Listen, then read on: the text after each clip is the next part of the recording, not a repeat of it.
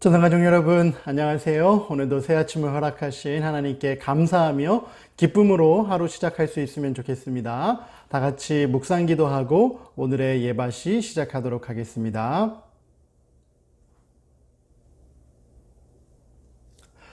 우리 함께 새롭게 배워보고 있는 찬미이지요. 예수만 바라보세. 예바시와 가장 잘 어울리는 제목의 찬양이라고 소개를 해드렸는데요. 오늘도 다 같이 큰 목소리로 함께 불러보도록 하겠습니다. 1절과 3절만 오늘 아침에 함께 부르겠습니다. 1절, 3절입니다. 예수만 바라보세. 예수만 쳐다보세. 믿음의 주 되신 예수만 바라보세. 예수만 품어보세. 예수만 모셔보세. 믿음의 주 되신 예수만 바라보세. 오늘 하루 예수님 많이 바라보고 예수님과 같이 변화되게 해달라고 간절히 기도하는 천성의 모든 가족들 될 수 있기를 이 아침 간절히 기도합니다. 오늘은요, 새로운 이야기 제2편의 네 번째 이야기를 함께 살펴보도록 하겠습니다. 교재가 있으신 분들은, 그리고 있는 어린이들은 79쪽을 함께 펴면 되겠습니다. 여러분, 우리 어제까지 이제 1차 선교 여행을 마치고 안디옥과 예루살렘으로 돌아온 바울과 바나바가 이방인들을 어떻게 하면 그리스도인, 기독교의 한 가족으로 맞아들일 수 있을까에 대한 고민을 함께 하면서 예루살렘 회의에 참여했던 이야기 함께 살펴보았죠. 오늘은 그 이후에 또 복음이 어떻게 더 널리 전해지고 있는지에 대한 이야기를 함께 살펴보도록 하겠습니다. 79페이지 읽어보도록 하겠습니다. 바울과 바나바가 안디옥으로 돌아온 지 얼마 후에 그들은 소아시아에 세우고 온 교회들을 다시 돌아보아야겠다는 생각을 하게 되었습니다. 바울이 말했습니다. 우리가 주의 말씀을 선포한 여러 도시로 형제들을 다시 찾아가서 그들이 어떻게 지내고 있는지 살펴보아야 하지 않겠습니까? 여러분, 바울의 마음이 정말 아름답지요. 한번 복음을 전했다고 해서 끝난 것이 아니라 그들이 어떻게 예수님을 잘 믿고 있는지 우리가 다시 방문해서 그들의 믿음을 함께 격려했으면 좋겠습니다 라고 바나바에게 제안을 한 거예요. 그 제안에 바나바가 이렇게 이야기합니다. 바나바도 그 일을 기쁘게 생각하면서 지난번처럼 마가 요한을 데리고 가는 것이 좋겠다고 말했어요. 마가 요한 말입니까? 바울은 펄쩍 뛰었습니다. 그 사람은 절대 안 됩니다. 아무리 마가 요한이 당신의 조카라고 하지만 나는 두 번 다시 그를 데리고 갈 마음이 없습니다.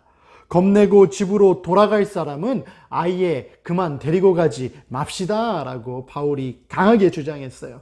여러분, 첫 번째 선교 여행을 떠날 때 바울과 바나바와 마가 요한이 함께 출발했는데 중간에 마가 요한이 어떤 이유인지 성경은 기록하고 있지 않지만 그 선교 여행에서 낙오되어 혼자 집으로 돌아갔다라는 이야기를 살폈던 거 기억하나요?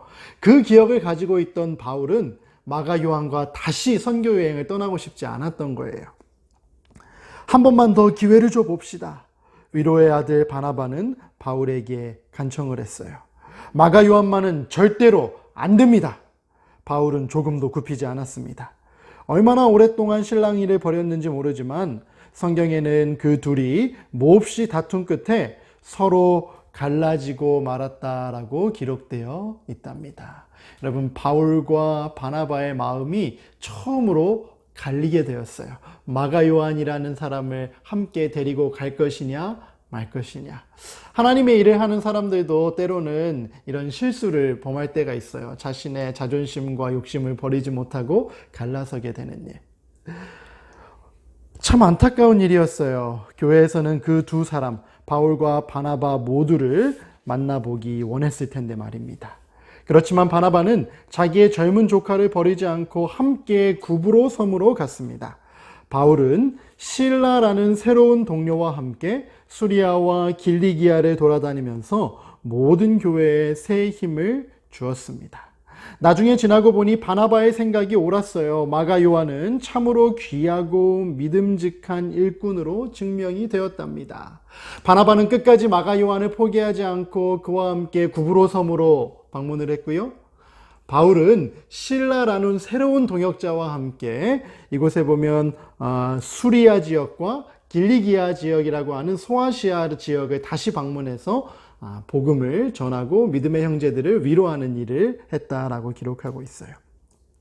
마가 요한은 참으로 귀하고 믿음직한 일꾼으로 증명이 되었답니다. 몇 년 후에는 바울까지도 그가 하나님 나라를 위하여 일하는 동역자이며 자기에게 위로가 되어준 사람이라고 말할 정도였어요.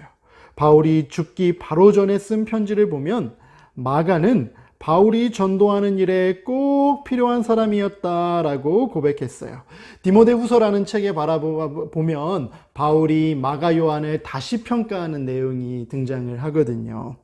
그러므로 소년 소녀들에게 또 다른 기회를 주는 것은 결코 헛된 일이 아니랍니다. 이 교회에서 저 교회를 거치면서 여행하던 바울과 실라는 마침내 루스드라에 도착했어요. 그 루스드라라는 곳은 지난번 여행 때 바울의 돌에 맞아 거의 죽을 뻔한 곳이었어요. 그 도시에서 바울을 기다리고 있던 사람 중에 디모데와 그의 어머니 유니스와 그의 할머니 루이스가 있었는데 그들은 바울이 첫 번째 전도 여행 때 그곳을 방문했을 때 예수님을 받아들인 사람들이었어요. 바울이 자신의 실수 가운데서도 실라라는 사람과 함께 예전에 자신의 목숨을 잃을 뻔했던 루스드라라는 지역에까지 들어가서 다시 말씀으로 형제들을 위로하는 이야기를 우리는 보고 있습니다. 그렇게 루스드라에서 가장 고생을 했으면서도 가장 먼저 그곳을 찾아간 바울의 마음이 얼마나 기뻤는지 이루 말할 수가 없었습니다. 그가 그렇게 하지 않았다면 이 사랑스러운 가정은 결코 그리스도인이 되지 않았을지도 모릅니다. 아멘. 오늘은 여기까지 함께 살펴보도록 하겠습니다. 비록 서로 다른 의견으로 인해서 갈라설 수밖에 없었지만 그 갈라선 중에도 또 하나님의 복음을 위해 일을 했던 바울, 그리고 바나바, 그리고 새로운 파트너 실라라는 사람에 대한 이야기를 오늘 함께 살펴보았어요. 인간의 이런 연약함 중에서도 하나님께서 어떻게 일하시는지 우리는 앞으로 계속 살펴보게 될 겁니다. 오늘의 말씀을 함께 정리하면서 오늘 마치도록 하겠습니다. 함께 읽어볼까요? 1번입니다. 시작. 마가 요한을 끝까지 포기하지 않고 다시 봉사할 수 있는 기회를 주었던 바나바의 마음이 나와 마음이 맞지 않는 사람을 대하는 우리의 모습이 되길 바라요. 여러분, 마가 요한이 마음에 들지 않았던 바울은 끝까지 거절했다 그랬죠. 그러나 나중에 후회하고 자신의 잘못을 인정했다고 이야기했지요. 그렇게 마가 요한이라는 사람을 끝까지 잃지 않고 하나님의 종으로 키워낸 바나바와 같은 그 아름다운 마음이 우리 마음 속에도 있어서 우리 주변에 조금은 나와 마음이 맞지 않은 사람들을 포용하고 하늘에까지 함께 들어갈 수 있도록 도와줄 수 있는 그런 믿음의 가족들이 천성 가족들이 될 수 있으면 정말 좋겠습니다. 두 번째입니다. 읽어보겠습니다. 시작. 믿음 안에서 하나 된 형제들이 서로 돌아보고 격려하는 일은 매우 중요한 일이에요. 한번 갔다 왔다고 해서 끝난 게 아니라 다시 가서 위로하고 격려하고 믿음을 세워줬다고 이야기했지요. 우리도 서로의 믿음을 일으켜 세워주고 격려해주고 용기를 서로에게 불어넣어줄 수 있는 그런 한 가족 같은 믿음의 가족들이 될 수 있으면 정말 좋겠습니다. 그런 마음으로 오늘 함께 기도하면서 예배 마치도록 하겠습니다.